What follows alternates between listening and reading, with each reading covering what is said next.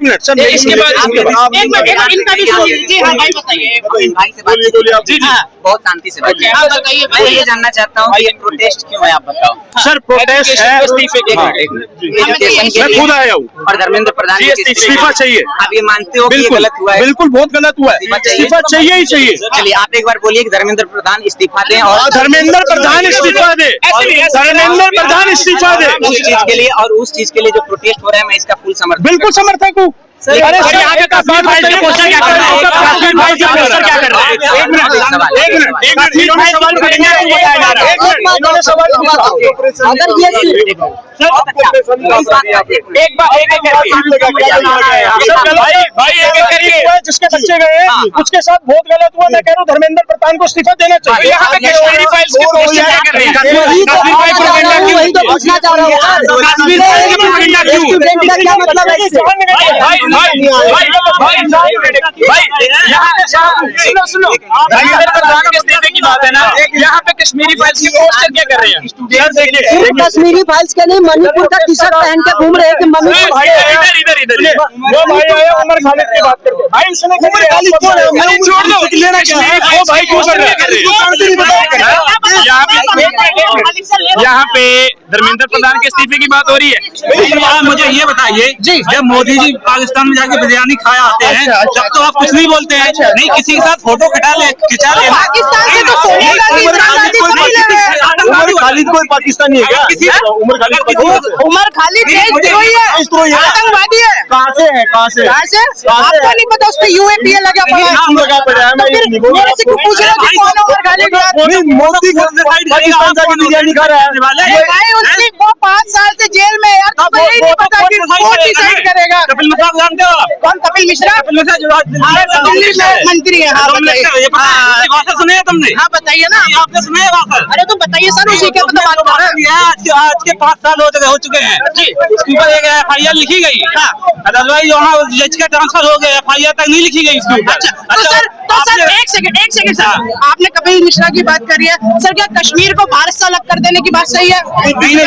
बिल्कुल नहीं सही है। हमारे से बोला है कश्मीर है तो जाके सौरभ दास को और उमर खालिद को समझाइए सर। किसी के साथ फोटो खिंचा लेने से बहुत शामिल थोड़ी हो जाता है। उसके फेवर में ट्वीट कर देना भी, उसके फेवर में ट्वीट। 2005 के अंदर दल के साथ आगवानी जिन्ना के मजाक में जाके पूछना आते थे, अब आप बोले ना उसके ऊपर आतंकवादी हो गए क्या? ये फोटो खिंचा लेने से आतंकवादी हो जाता है? फोटो खिंचाना ट्वीट करना, अरे लाल कृष्ण आडवाणी तो भाई आप मजाक कब जवाइयों यहाँ पर यूथ को कौन रिप्रेजेंट कर रहे हैं? सौरभ दास कर रहे हैं, और सौरभ दास की ट्वीट से निराश है बच्चों के भविष्य की हर बात को, हर एंगल को हिंदू मुसलमान में बदलना बिल्कुल गलत बात है। ठीक है, यहाँ पे कोई उमर खालिद नहीं है, सब देश के, हमारे यहाँ सारे देश के बच्चे युवा साथी हैं। ये देखिए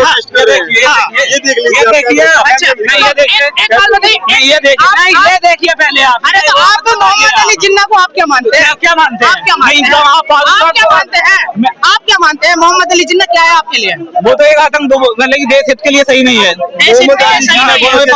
बताइए। अच्छा, देश के लिए सही नहीं है मोहम्मद अली जिन्ना, तो तुमको इसलिए दिक्कत है कि लाल कृष्ण आडवाणी जी उनसे मिल रहे हैं? तुम्हें इसलिए दिक्कत है कि उमर खालिद साथ फोटो खिंचा लेना आतंकवादी हो जाता है, तुम्हें इसलिए दिक्कत है। फोटो की अलग बात होती है, लेकिन किसी के समर्थन में ट्वीट करना अलग बात होती है। समाचार रिपोर्ट करना गलत बात है। नहीं, जब बिरयानी खाने जाते हैं, जब इमरान खान की बेटे की शादी में बिरयानी खाने जाते हैं तब वो अलग नहीं है, देशद्रोही है। फोटो खिंचवाने से देशद्रोही हो जाता है। सर आप ऐसा क्यों सोच रहे हैं कि क्या कभी भी कोई भी स्टूडेंट्स का प्रोटेस्ट कभी राजनीतिक नहीं बदल सकता? आज से पहले 2014 उमर खालिद को जब उमर खालिद के ऊपर जब FIR दर्ज हुई, 17 FIR दर्ज उमर खालिद के ऊपर, 17 FIR दर्ज के बाद 58 एलिगेंस 800 जिन्होंने उसके ऊपर कंप्लेंट करी थी, बिल्कुल कंप्लेंट करी थी, भाग गया। 2020 13 फरवरी जब ट्रम्प साहब इधर आए थे, मोदी जी ट्रम्प साहब आए थे, तब उमर खालिद के ऊपर FIR दर्ज हुई थी, वो भी 17 800 एलिगेंट्स है, जिसमें से भैया 800 लोगों ने उसके ऊपर कंप्लेंट देश का माहौल खराब करने, बिल्कुल। और ये भाई भाग गया 2014। ये क्या कारण है कि हर बार सरकार का विरोध करने वाले लोग जो है वो एंटी इंडियन लोगों के साथ ही खड़े मिलते हैं? देखिए सर, मैं प्रोटेस्ट में आया हूँ, मैं कह रहा हूँ भैया इस्तीफा चाहिए, पर ये जब उमर खालिद को अपना साथ लेके चले तो दिस इज नॉट। ये एजुकेशन के अलावा सारे टॉपिक उठाते हैं, एजुकेशन का क्यों नहीं उठाते? सर एजुकेशन का कैसे उठा लेंगे ये लोग टॉपिक? आप एक मुझे बात बताइए ना, अभी ये 2014 को उमर खालिद को वो दिखा कर गया, 2014 में क्यों क्या हुआ उमर ये खालिद? बताइए, आज भी स्टूडेंट्स का प्रदर्शन है लेकिन वो आदमी उमर खालिद से बाहर नहीं आ रहा। लिसन टू मी, देखिए 2014 को एलिगेंट दिखा रहा है, ठीक है, वो 2013 2012 का दिखा रहा है, 2020 23 फरवरी 24 फरवरी को 17 FIR दर्ज हुई थी उमर खालिद के साथ, वो 2014 का दिखा रहा है, वो 2014 का दिखा रहा है, 2013 और 2012 का दिखा रहा है। आप एक बात बताओ, 800 एलिगेंट से जो उसको लगाए गए थे, 800 लोग थाने में गए थे, भैया ये दंगे फैलवाने की कोशिश कर रहा है, पर वो 2014 का दिखा रहा है और फिर भाग गया। मुझे सिर्फ एक सिंपल सा सवाल का जवाब चाहिए, सारे मुद्दे पे रहेंगे। किसी मंत्री का बेटा या बेटी का नीट का पेपर नहीं देता या नहीं देता? सर मैं कह रहा हूँ, सुनिए मैं कह रहा हूँ बहुत गलत है, मैं कह रहा हूँ बहुत गलत है। जी जी जी दोस्त है, उमर खालिद के दोस्त है।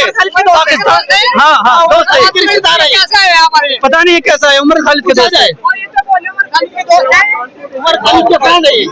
ये धर्मेंद्र प्रधान से प्रेरित व्यक्ति है, प्रेरित है, उन्हीं की भाषा बोलते हैं। मुद्दा है नहीं, ये आंदोलन पेपर लीक हुआ है उमर खालिद को लेकर, ये इनसे पूछे ना, ये इनसे पूछिए, अनपढ़ न रहे। 6 साल जेल में अरे वकील हो तो क्या हो गया, बात तो वो करेंगे ना, क्या होता है? जो पढ़ा लिखा नहीं होता है, जो सही बात नहीं करता है, वो अनपढ़ होता है, जो सही जानकारी नहीं रखता। यहाँ से चाचा किस लिए आए आप? हम नीट के विरोध में आए हैं, नीट के विरोध में आए हैं। जो पेपर लीक हुआ है, पेपर लीक नहीं होना चाहिए, धर्मेंद्र प्रधान को इस्तीफा देना चाहिए। बिल्कुल ये बात मैंने तो कुछ बोला ही नहीं, मैंने बोला मैंने उसकी बात का जवाब दिया, मैंने उसकी बात का जवाब दिया, मैंने उसकी बात का जवाब दिया, मैंने उसकी बात का जवाब दिया, मैंने बोला अनपढ़ है। उमर खालिद को 6 साल जेल में गया हुआ होगा, सब पूछो मेरे से नहीं, आप चाहते हैं इस्तीफा दो? मैं तो चाहता हूँ, मैंने बोला नहीं अभी आपको।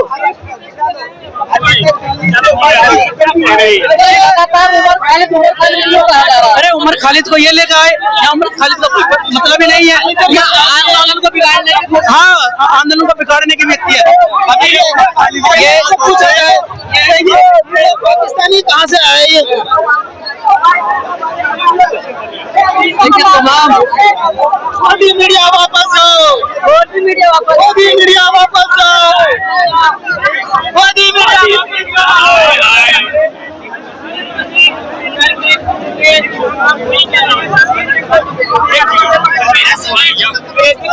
आंदोलन। क्योंकि अंग्रेजों को भी लगता था कि हम इस देश को गुलामी बना के रहेंगे, उनमें भी घमंड था। ये अंग्रेज है क्या? उनसे प्रेरित लोग हैं, ये उन्हीं से शिक्षा लेते हैं। राष्ट्रवादी लोग हैं। अरे राष्ट्रवादी लोग होते तो संविधान को पूर्ण रूप से लागू हो जाता, पूर्ण रूप से लागू होता है, और देश के हर युवा की आवाज इनके कानों तक जाती है और उस बात को समझते। क्योंकि देश में 10-15 लोगों ने, युवाओं ने आत्महत्या कर ली। इन्होंने दिमाग पे इतना तरह से प्रेशर बनाया हुआ, क्योंकि पढ़ने के लिए दिमाग पर प्रेशर बनता है, और कुछ लोन लेके पढ़ते हैं, कुछ दिल्ली आते हैं, किराए के मकानों में रहते हैं, रूखी सूखी रोटी खाते हैं, एक टाइम का खाना 2-2 टाइम खाते हैं, तब जाके पेपर की किसी एग्जाम की तैयारी होती है। स्टूडेंट सड़कों पर हैं, छात्र सड़कों पर हैं, देश भर में लगातार आप लोग आंदोलन कर रहे हैं, पर इस्तीफा तो दे नहीं रहे। अरे मैंने बोला ना अभी पहले भी कि ये अंग्रेजों से प्रेरित लोग हैं। अंग्रेजों को भी ऐसी लगता था कि हम इस देश को गुलाम बना के रखेंगे और हमें जरूरत नहीं पड़ेगी कि इस देश को छोड़ना पड़ेगा, इसलिए इन्हें आज नहीं कल देना पड़ेगा इस्तीफा। जो देश के हर कोने से ऐसे युवा निकलेगा, 1000 नहीं। स्थिति अगर इन्होंने ज्यादा, आपका आंदोलन जो है वो आइडियलेस है, इसमें कोई आइडियोलॉजी नहीं है। क्यों नहीं आइडियोलॉजी? क्यों नहीं आइडियोलॉजी? आइडियोलॉजी ये है कि धर्मेंद्र प्रधान को हमें इस्तीफा दिलाना है और शिक्षा की व्यवस्था सुधार के लेगा ये युवा। ये युवाओं ने व्यवस्था सुधरनी चाहिए, धर्मेंद्र प्रधान का इस्तीफा होना चाहिए तुरंत। तो अभी ऐसा होता है कि कोई अगर स्थिति बिगड़ती है, पहले तो उसको साफ किया जाता है, फिर उस पे एक ब्लूप्रिंट तैयार किया जाता है कि स्थिति को कैसे संभाला जा सकता है और आगे की व्यवस्था कैसे होगी। तो सेना करवा रही है, देखिए पेपर। अरे सेना, ये अंग्रेजों से लड़ाई है या बॉर्डर पे लड़ाई है? सेना कराएंगे? ये धर्मेंद्र प्रधान, ये देखो अलग अलग राज्यों में सांसद खरीदे जा रहे हैं, ये पैसे कहाँ से आ रहे हैं? कहाँ से आ रहा है? ये लीक खुद ही कराते हैं। ये हेलीकॉप्टरों से भेज रहे हैं पेपर या फिर टेलीग्राम बंद करा रहे हैं, ऐसे थोड़ी काम चलेगा। अरे सर आप पैसों की बात कर रहे हैं, यहाँ तो राम मंदिर में चंदा चोरी हो रहा था। हाँ तो ये धंधा, सारा खेल धंधे का है इस देश में। नेता नहीं, नेताओं ने अपनी परिभाषा बदल दी नेता की भी।